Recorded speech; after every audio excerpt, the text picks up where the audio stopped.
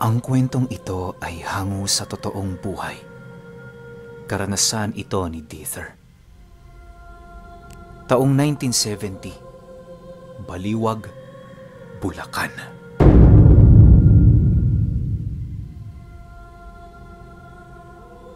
Itong mga panahong ito, kasalukuyang nagtatrabaho si Dither sa sangay ng kapulisan sa Baliwag. Sa pagkakatanda niya, nasa 3 taon pa lamang siya noon sa serbisyo.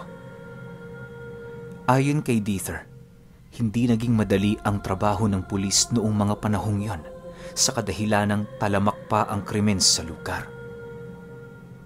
Marami din noong gumagawa ng mga karumal-dumal na bagay kagaya ng pagpatay at paggamit ng mga inosenteng tao. Dahil lumaki siya sa syudad, kung kaya't hindi uso sa kanya ang tungkol sa mga kwento ng mga matatanda na merong kinalaman sa mga aswang.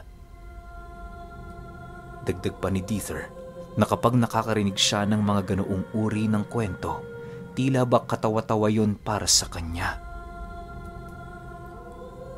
Subalit dahil sa paggalang niya sa mga matatanda, kaya pilit niyang itinatago ang kanyang kawalan ng interes sa mga kwento ng mga ito. Dahil sa pagkakaroon niya noon ng magandang trabaho, kahit papaano na iaahon niya ang kanyang pamilya sa kahirapan. Para maibigay ang kanyang tanaw ng loob sa kanyang mga magulang, ninais niyang patirahin ang mga ito sa kanilang bagong tayong tahanan. Masaya naman noon kahit papaano si Dither, gawa ng merong titingin sa kanyang asawa at mga anak habang naroon siya sa kanyang trabaho. Isang araw, nagkaroon ng operasyon ang kanilang tropa sa mismong lungsod na binabantayan nila. Naging talamak na kasi noon ang pagnanakaw sa lugar, kaya kinakailangan na nilang umaksyon. Dahil sa kilala na nila noon ang sospek, kaya na may hindi na sila nagdalawang isip na puntahan ang mismong pinagtitirhan nito. Upang hindi magkaroon ng anumang kaguluhan sa lugar na kanilang pupuntahan, ninais nila noong magpanggap na sibilyan nang sa gayoy hindi maalerto ang taong kanilang punteriya.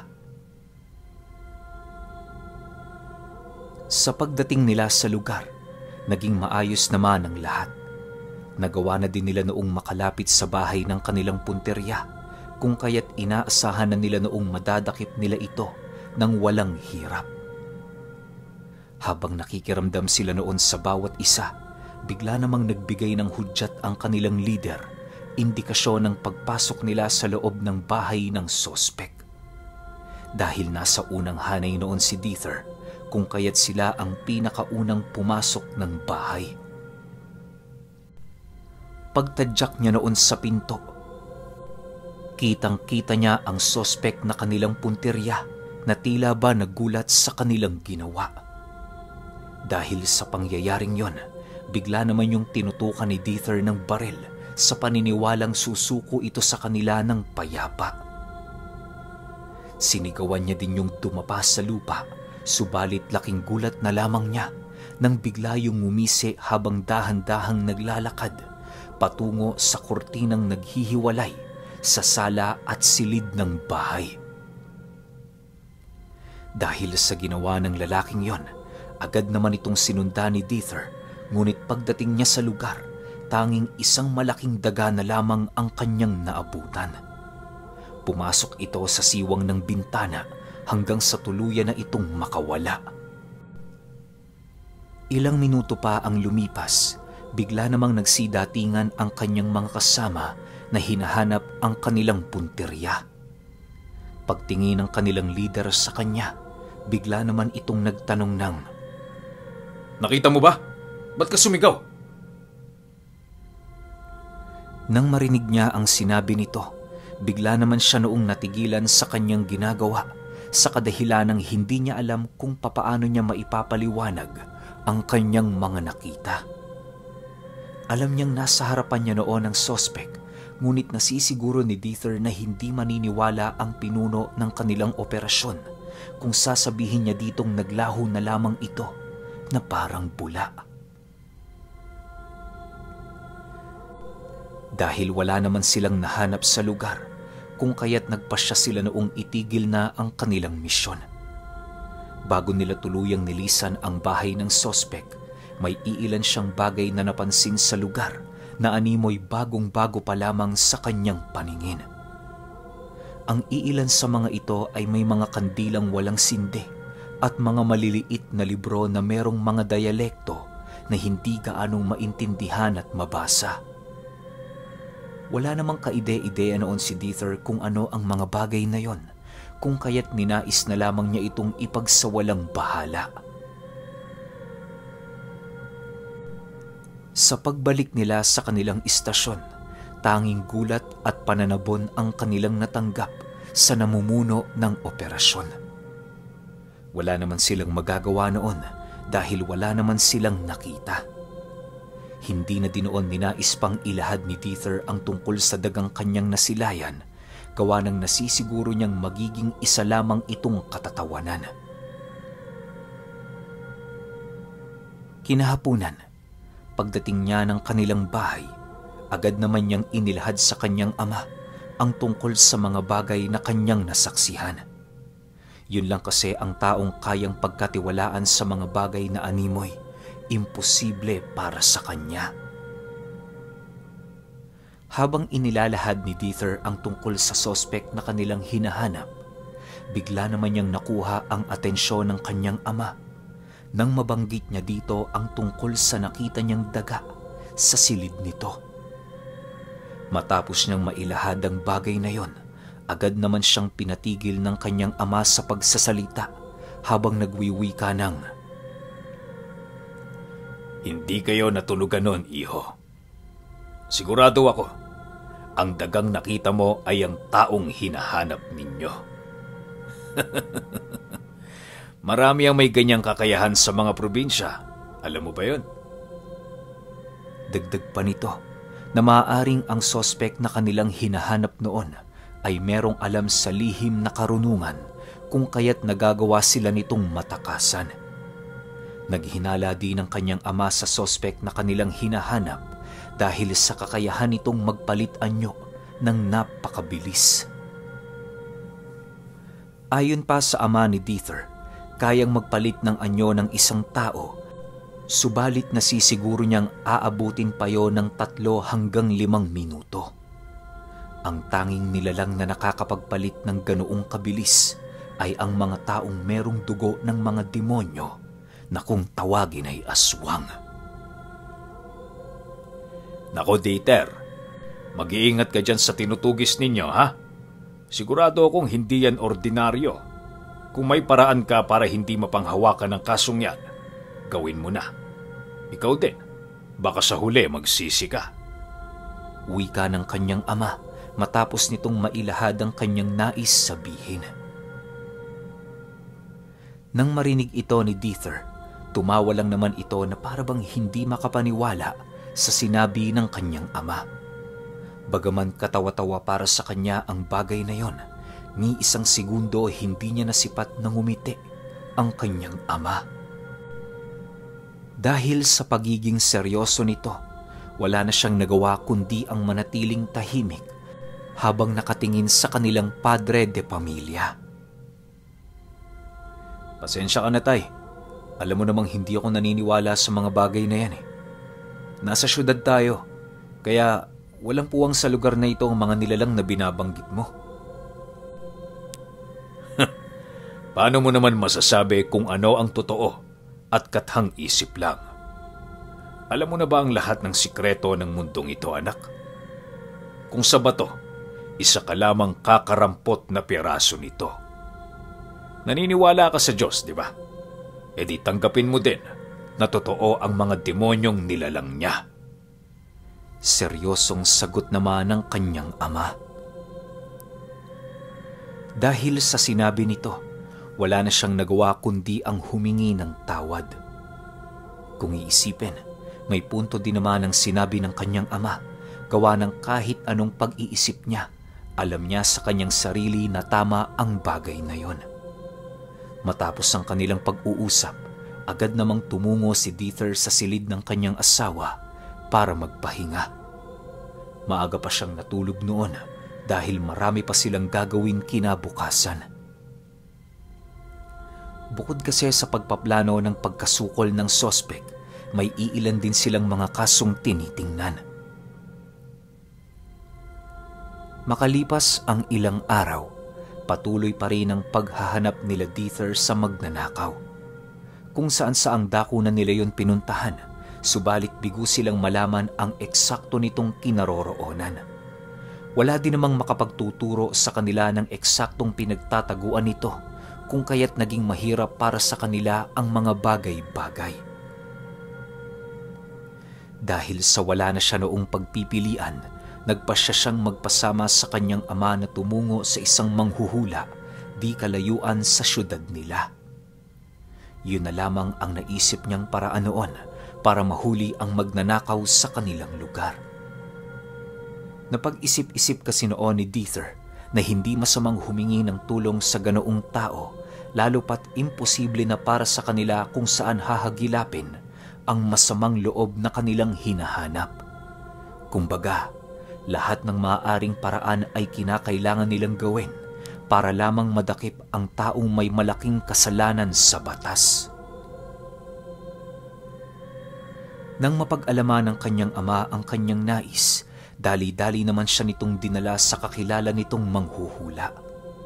Habang nasa kasagsagan sila noon ng paglalakbay, doon ikinuwento ng kanyang ama ang tungkol sa kaibigan niyang manghuhula.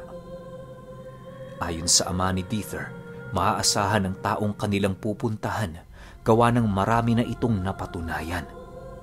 Kilala yon ng kanyang ama, gawa ng kababata niya yon sa probinsyang kinalakihan nila.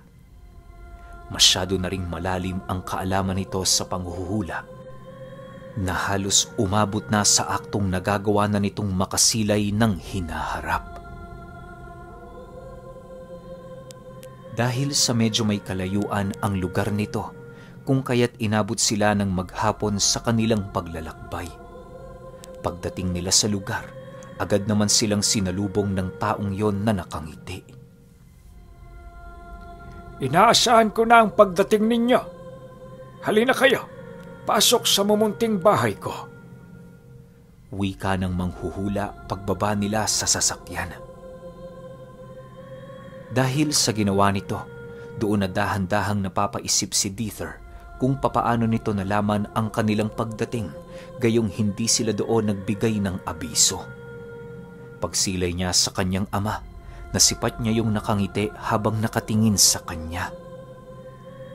Ilang minuto pa ang lumipas, narating na nga nila ang bahay nito, kung saan tumambad sa kanila ang napakarami nitong abubot sa buong paligid.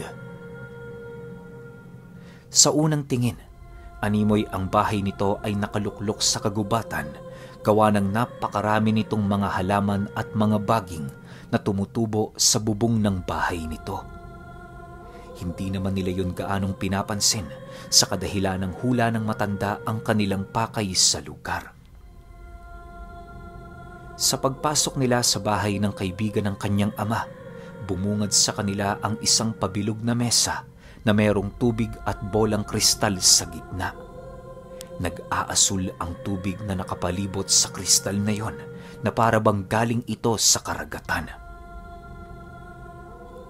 Iho, ilubog mo sa tubig ang iyong mukha. Tumingin ka sa ilalim nito at doon mo makikita ang iyong hinahanap.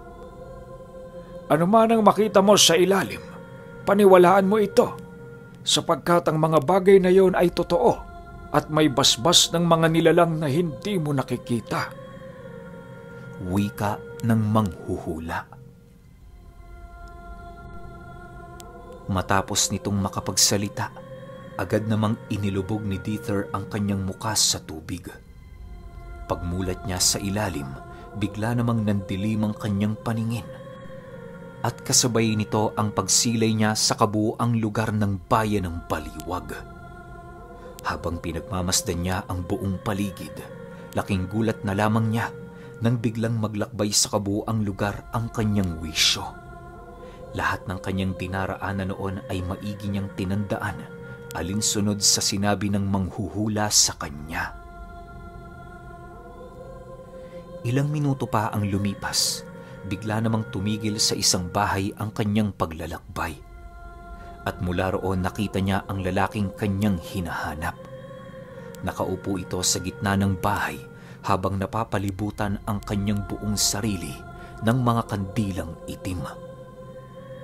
Matapos niyang masilayan ang mga kaganapang yon, agad naman siyang hinila pabalik ng manghuhula. Pagtitig nito sa kanya, bigla naman yung nagwika ng, "Mag-iingat ka. Hindi malabong naramdaman ng nilalang na yon ang iyong presensya. Batid kong aswang ang iyong tinutugis, kaya na may higit pa sa barelang kinakailangan niyong armas. Dalihin mo ang punyal na ito. Makakatulong ito sa lakad mo. Tandaan mo, kapag hindi tinabla ng lalaking yon ng baril, ito ang gagamitin mo."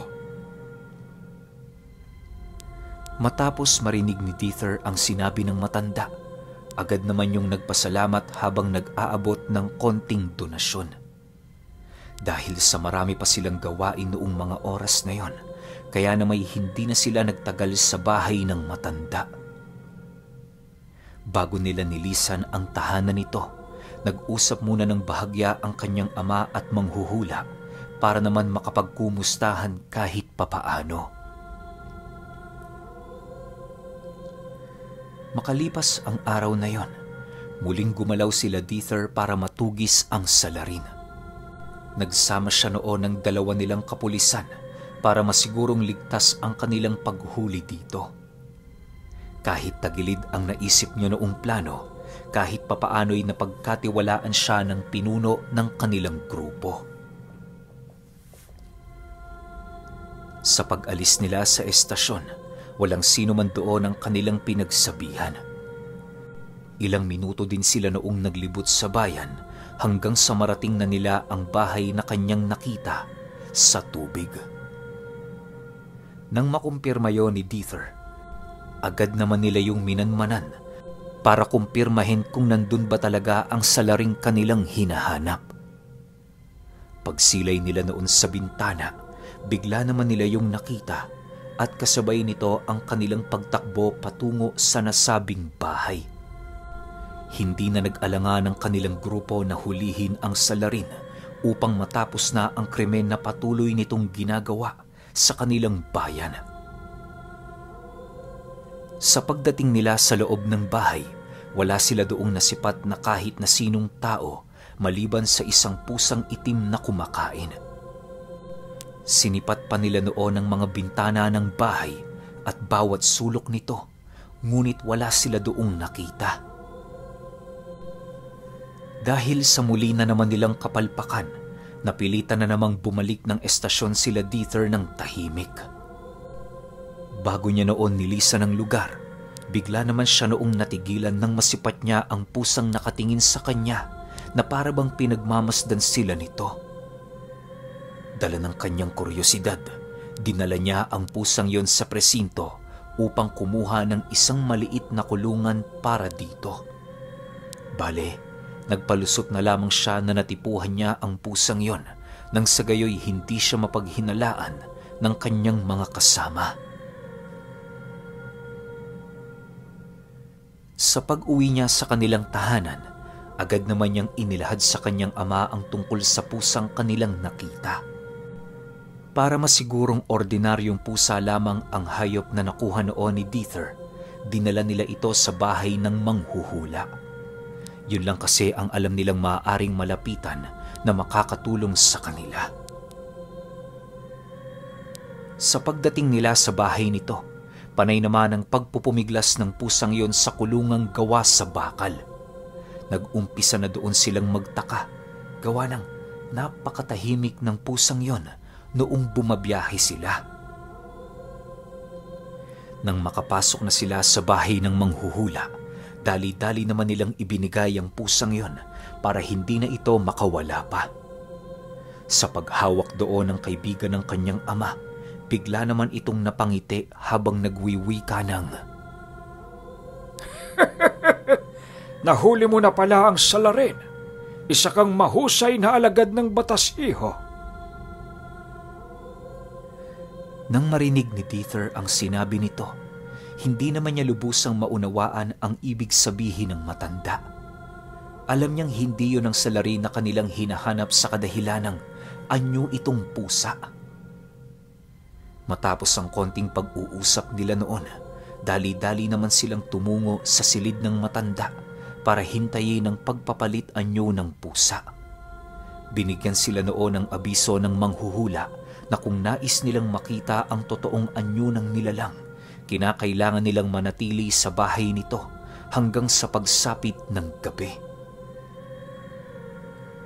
Matapos itong marinig nila Dieter, wala na silang nagawa kundi ang manatili sa bahay ng kaibigan ng kanyang ama. Matindi din kasi ang pagnanais niya noon na makita ng kanyang dalawang mata ang mga bagay na nais ipaunawa sa kanya ng matanda.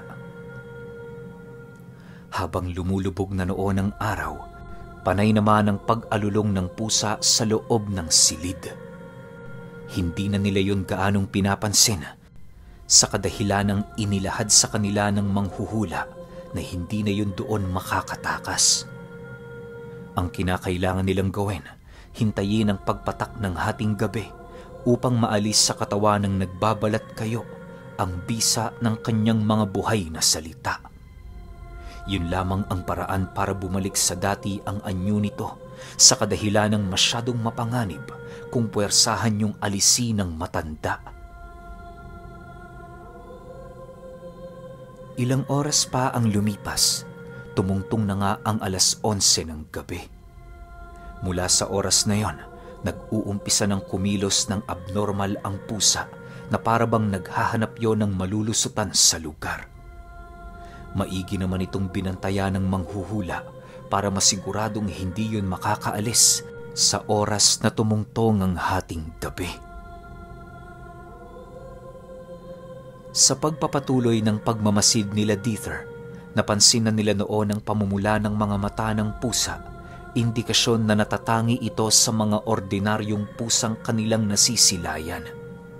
Mataas din ang kanyang kutob noon na maaaring yon ang kriminal na matagal na nilang tinutugis sa kanilang lugar. Ilang minuto pa ang lumipas, doon na nga pumatak ang hating gabi. Sa pagtunog ng orasan nila Dieter, biglang tumigil sa paggalawang pusa at kasabay nito ang dahan-dahang pagkalagas ng kabuuang balahibo nito sa katawan. Kisap mata lang noon ang naging pagitan nang biglang umusli mula sa mga paa nito ang paa ng isang tao.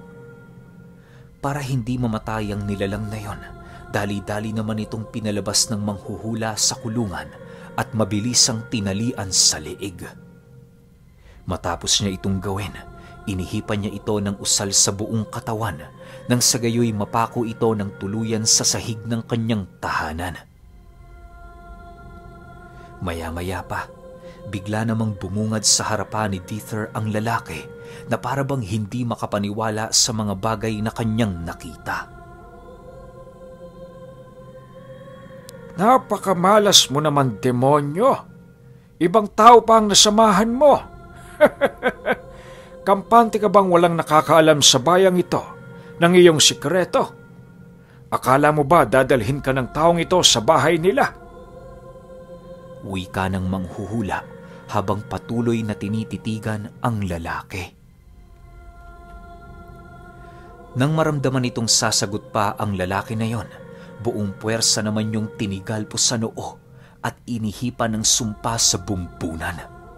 Paulit-ulit itong ginagawa ng manghuhula hanggang sa dumating ang puntong tuluyan ng nanghina ang buong katawan ng lalaki.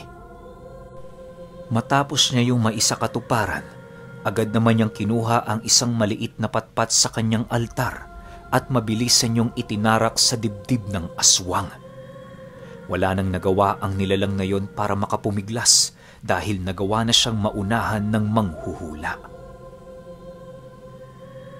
Matapos itong gawin ng kaibigan ng ama ni Dieter, bigla namang bumagsak ang hubot-hubad na lalaki sa sahig nang wala ng buhay.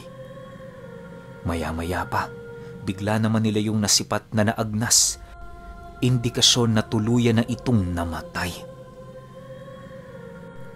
Maswerte kayo dahil dito nyo sa akin yan dinala. Kung nagkataong sa bahay nyo ito, tapos inabutan ng gabi, maaaring nagawa nitong mapatay ang kabuuan ng inyong pamilya. O ano iho, naniniwala ka na ba? Wika ng matanda habang pinagmamasdan nila ang naaagnas na bangkay ng aswang. Nang marinig ito ni Dieter, tumangulang naman siya habang patuloy na pinag-iisipan ang mga bagay na kanyang nasilayan. Napakahirap para sa kanya na paniwalaan ang ganoong kaganapan, subalit wala siyang magagawa dahil mismong mga mata na niya ang nakasaksi sa mga kakaibang pangyayari. Magmula noong nangyari sa kanya ang bagay na yon, naging madalas na ang kanilang pagbisita ng kanyang ama sa kaibigan nitong manghuhula. Yun palagi ang nagiging takbuhan ni Dieter sa oras na nakakaramdam siya ng hindi kaaya-aya sa mga lugar na pinupuntahan nila. Ilang taon pa ang lumipas, nagpasya si Dieter na talikuran ng kanyang pagiging isang pulis upang mag-aral ng mga lihim na karunungan. Pakiramdam niya kasi noon, hindi angkop sa kanya ang maging alagad ng batas dahil purong mga temporal na bagay lamang ang kanyang natututunan. Medyo napapalayo din siya sa Panginoon sa trabahong yon, kung kaya't ninais na lamang niyang tigilan ito. Nang dumating sa puntong natuto na si Dieter ng mga lihim na karunungan, nagpasya siyang bumalik sa probinsya ng kanyang ama para doon ipagpatuloy ang kanyang trabaho. Magpahanggang sa ngayon, nananatili pa rin ang pamilya ni Dieter sa probinsya ng kanyang ama para manirahan ng payapa. Pero alam niyo ba, sa lahat ng naging misyon ni Dieter, ang hindi niya makakalimutan ay yung minsan siyang makainkwentro ng aswang na isang kriminal sa Bulacan.